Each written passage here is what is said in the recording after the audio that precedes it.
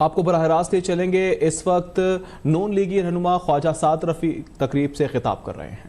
ساتھ میرے رفقا آپ کے سامنے رکھ چکے ہیں۔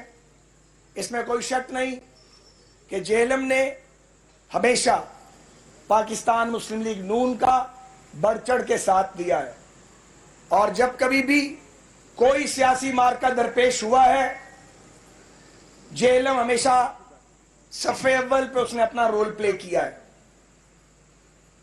مجھے وہ دن آج بھی یاد ہے جب میاں نواز شریف صاحب کو ایک سازش کے تحت، وہ سازش جس کا حصہ جج تھے، جرنیل تھے، اس سازش کے تحت جب ان کو اقتدار سے نکالا گیا اور ہم اسلام آباد سے لاہور جا رہے تھے، تو جس انداز میں آپ نے قائد جمہوریت کا استقبال کیا وہ یقیناً فقید المثال تھا۔ سوال یہ ہے کہ یہ 21 اکتوبر آتا کیوں ہے؟ سوال یہ ہے کہ ملک کے منتخب وزرائے اعظم کو جلا وطن کیوں ہونا پڑتا ہے؟ یہ ایک بار نہیں ہوا، یہ بار بار ہوا ہے، تجربات کیے گئے ہیں، مرضی کے لوگ مسلط کرنے کی کوشش کی گئی ہے۔ ایسا ہی ایک افسوسناک تجربہ 2018 کے انتخابات میں کیا گیا،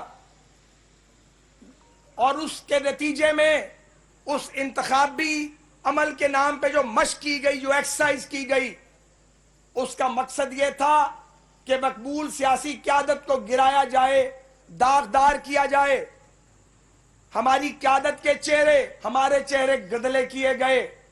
13 میں آپ لوگوں نے ووٹ دے کے مسلم لیگ نون کی حکومت تیسری بار قائم کی،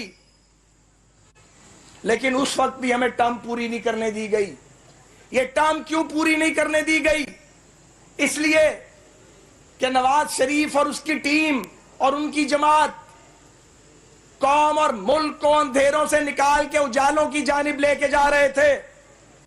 16 گھنٹے کی لوڈ شیڈنگ کو ہم زیرو پہ الحمدللہ لے کے آئے، انرجی کرائسس کو ریزالو کیا، پاکستان کا جی ڈی پی بڑھایا، کاروبار کا پہیہ چلا دیا، سی پیک ہم پاکستان کے اندر لے کے آئے۔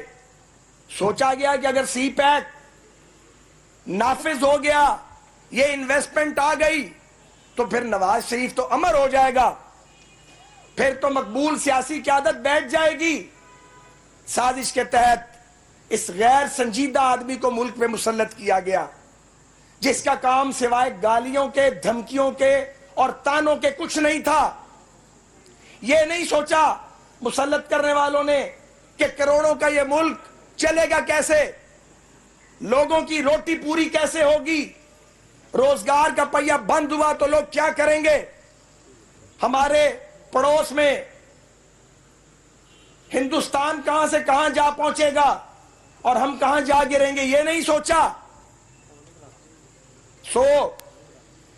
میں جو ایک سیاسی ورثے کا وارث ہوں، میں پوری ذمہ داری سے یہ کہنا چاہتا ہوں، اور یہ کہنے سے ہم نہیں رک سکتے، کہ وہ سازش جو بار بار پہلے بھی کی گئی، وہ 13 میں جب حکومت بنی، 14 میں وہ اپنی پیک پہ تھی سازش۔ ایک دھرنا دلوایا گیا، ایک بہروپیہ کینیڈا سے بلایا گیا، ساتھ عمران خان صاحب کو جوڑا گیا اور وزیر اعظم ہاؤس کا گھیراؤ کروا دیا گیا۔ یہ کوئی طریقہ ہے ملک چلانے کا؟ چینی صدر نے آنا تھا، وہ نہیں آئے، وہ آتے تو ظاہر ہے یہاں پہ بہت سارا انویسٹمنٹ، سرمایہ کاری لاتے۔ امیر قطر نہ آ سکے، ترکی کے صدر آئے جو پاکستان کا گہرا دوست ہے، تو اس عمران نے اس سیشن کا بائیکاٹ کیا۔ مجھے یہ بتائیے، یہ اسمبلیاں کیوں بنائی جاتی ہیں؟ اگر آپ اسمبلی کے ممبر ہیں تو استعفیٰ کیوں دیتے ہو؟ اور اگر استعفے دینے ہیں تو اسمبلی کا الیکشن کیوں لڑتے ہو؟ یہ کوئی بچوں کا کھیل ہے الیکشن لڑنا؟ لوگ اپنے نمائندے منتخب کرتے ہیں، ہمیں کرتے ہیں، ہمارے مخالفین کو کرتے ہیں، جو پسند آئے اس کو ووٹ دیتے ہیں۔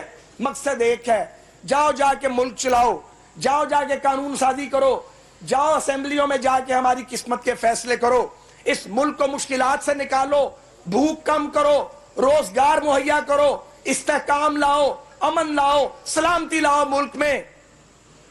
ہم وہاں جاتے ہیں, باہر اسمبلی کے گھیراؤ کروا دیا جاتا ہے, ہمیں کام نہیں کرنے دیا جاتا. ہم حکومت میں آتے ہیں, حکومت کو تھریٹس آ جاتے ہیں, حکومت کو چلنے نہیں دیا جاتا, پھر کہا جاتا ہے یہ چور ہیں. چور ہم نہیں ہیں, چور وہ ہیں جو نقب لگاتے ہیں, چور وہ ہیں جو بند کمروں میں 24 کروڑ لوگوں کی قسمت کے فیصلے کرتے ہیں. چور وہ ہیں اور آئین شکن وہ ہیں جو حکومتوں کو چلنے نہیں دیتے. عمران خان جیسے غیر سنجیدہ تجربے کرتے ہیں, پھر آرام سے گھر چلے جاتے ہیں, اور پوری قوم اس عذاب میں مبتلا ہو جاتی ہے. اس لیے ہر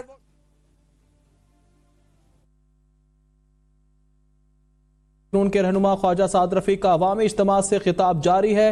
کہتے ہیں کہ ہم ملک میں سی پیک کا تحفہ لے کر آئے ہیں. خواجہ سعد رفیق نے کہ منتخب وزراء اعظم کو جلا وطن کیوں ہونا پڑتا ہے, یہ سوال کیا. خواجہ سعد رفیق اس وقت عوامی اجتماع سے خطاب کر رہے ہیں. کہتے ہیں کہ نواز شریف کو سازش کے تحت اقتدار سے نکالا گیا ہے.